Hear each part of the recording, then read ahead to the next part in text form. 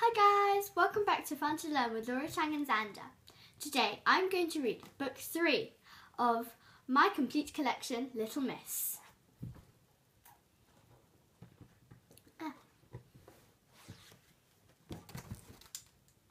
Little Miss Neat by Roger Hargreaves.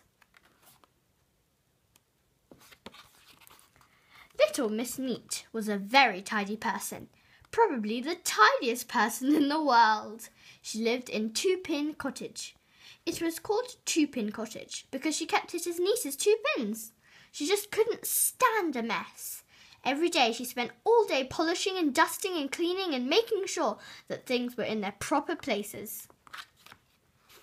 One morning, Little Miss Neat awoke in her bedroom at Two Pin Cottage. She looked out of her window. It had been raining during the night, and there was a puddle in the middle of her garden path. "Oh!" she gasped in horror and rushed outside with a duster. She mopped up every drop of puddle, and then she rushed inside and washed the duster, and then she ironed the duster, and then she folded the duster, and then she placed the duster very neatly back in its drawer. Everything in Two Pin Cottage had its proper place. Now, this story is about the time Little Miss Neat went on holiday. She always went away for 1 week every summer, and this year was no different. She spent 2 weeks packing, and then she spent a whole day polishing her suitcase. And then she went off, and then off she set, leaving Two Pin Cottage all spick and span and neat and tidy.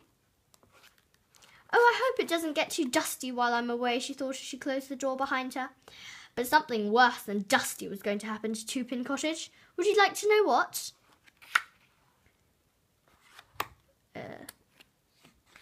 Mr. Muddle came to tea. He'd written to Miss Neat to tell her, but being Mr. Muddle, he somehow got into a muddle posting the letter. Actually, what happened was that when Mr. Muddle went to post the letter, he had the letter in one hand and a half-eaten sandwich in the other.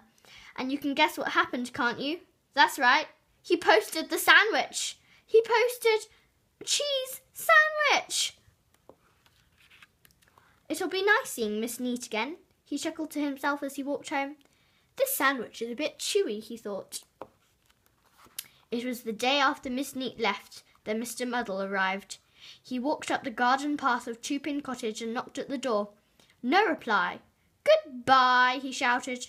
It should have been hello, but he isn't called Mr. Muddle for nothing. "Nobody home?" he called. He pushed through the door. "Oh dear," he thought as he looked around. "Nobody home. Never mind," he thought. "I'll make myself a cup of tea and wait for Miss Neat." So he went into the kitchen of Two Pin Cottage and made himself a cup of tea, and waited and waited and waited and waited and went home. Little Miss Neat stepped out of the taxi outside Two Pin Cottage. "That was a lovely holiday," she said, paying the taxi driver, "but it's so nice to be home." She walked up the garden path and went in through the door. "Not too dusty," she said to herself, looking around. "I think I'll start by making a nice cup of tea before I start unpacking." But making tea after Mr. Muddle's visit isn't quite easy as it sounds. Little Miss Neat eventually found the teapot, not in its proper place, in the refrigerator, and she eventually found the milk, not in its proper place, in the teapot, and the tea in the sugar bowl, and the sugar in the milk jug, and a cup in the oven, and a saucer in a bread bin. But could she find a teaspoon? She could not.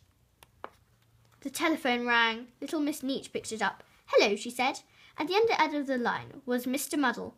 Suddenly realised he was holding the telephone the wrong way round. He turned it the right way round. "Goodbye," he said. "Who's that?" asked Miss Neat. "It's you," replied Mr. Muddle. Miss Neat thought. "It's Mr. Muddle, isn't it?" she guessed. "Yes," replied Mr. Muddle, getting it right for once. "And you paid me a visit while I was away on holiday, didn't you?" she guessed again. "Yes," replied Mr. Muddle, getting it right for twice. "Can I come and see you now you're back?" "I suppose so," sighed Miss Neat. "Goodbye." "Hello," said Mr. Muddle, and put the phone down.